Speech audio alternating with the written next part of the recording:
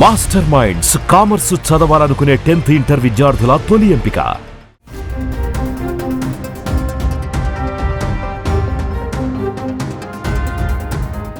Israel Iran మధ్య యుద్ధం వేళ పాకిస్తాన్ కీలక అడుగులు వేస్తోంది. ఆపరేషన్ సింధూర్ దెబ్బకి బొక్కబోర్లా పడ్డ పాక్ అమెరికా చైనా సాయంతో సైనిక సామర్థ్యాన్ని క్రమంగా పెంచుకుంటోంది. ముఖ్యంగా విమానిక రంగాన్ని పటిష్టపరిచేందుకు పాకిస్తాన్ పావులు కదుపుతోంది. ఇప్పటికే డ్రోన్ క్షిపణి వ్యవస్థల విషయంలో సాయం చేస్తున్న ఆ దేశం ఇప్పుడు యుద్ధ విమానాలను అందించింది.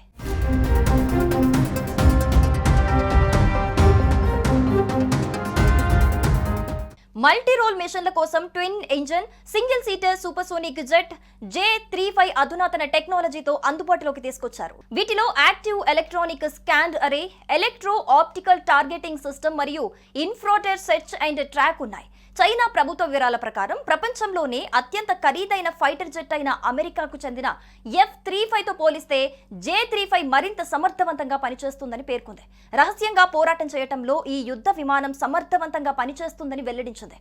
ఈ విమానాలను పాకిస్తాన్ కొనుగోలు చేయాలని భావిస్తోంది. ఇక మరో 20 చైనీస్ విమానాలను కొనుగోలు చేయాలని కూడా పాకిస్తాన్ ప్రణాళికలు రచిస్తోంది.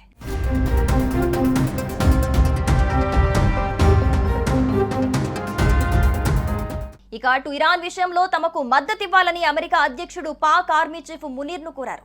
తమకు బేషరతుగా వ్యూహాత్మక సైనిక సహకారం అందించాలని సూచించారు. ఇరాన్ గురించి తమకంటే పాకిస్తాన్కే బాగా తెలుసని ట్రంప్ అన్నారు. మునీర్కు ట్రంప్ వైట్ హౌస్ లో విందిచ్చిన సంగతి తెలిసిందే. ఈ లంచ్ భేటీ షెడ్యూల్ ప్రకారం గంటసేపు జరగాల్సిండగా ట్రంప్ మునీర్ 2 గంటల పాటు చర్చలు జరిపారు. ఆ సమయంలోనే ట్రంప్ ఈ ప్రతిపాదన చేసినట్లు తెలుస్తోంది.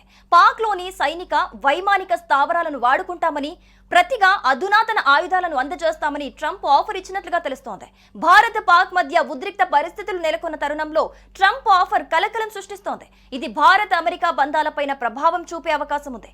అమెరికా ఇరాన్ పై యుద్ధానికి దిగితే పాకిస్తాన్ మా వైపే ఉంటుందని భావిస్తున్నామని అమెరికా సీనియర్ దౌత్యాధికారి ఒకరన్నారు.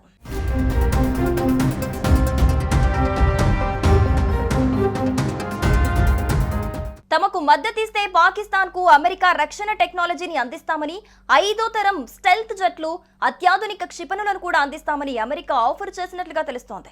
అలాగే భారీ ఆర్థిక సాయం కూడా చేస్తామని చెప్పినట్లు తెలిపారు.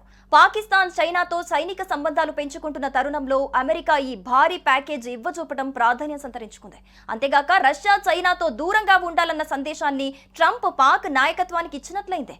పాక్ తిరిగి మాతో కలిసి వస్తారని కోరుకుంటున్నామని శ్వేతసౌధం వర్గాలు పేర్కొన్నాయి. ఇక మరోవైపు భారత్ తో సమస్యలపైన మధ్యవర్తిత్వం వహిస్తానని ట్రంప్ ఆఫర్ చేసినట్లు తెలిపారు. కాగా ట్రంప్ మునీర్ లంచ్ భేటీ సాధారణ దౌత్య మార్గాల ద్వారా ఏర్పాటు చేయలేదని విశ్వసనీయ వర్గాలు తెలిపాయి. ట్రంప్ సలహాదారు, వ్యాపారవేత్తలు, ఇతర ప్రభావవంతమైన వ్యక్తుల బృందం చేసిన అసాధారణ ప్రయత్నాల వల్లే ఈ సమావేశం జరిగినట్లు చెబుతున్నాయి.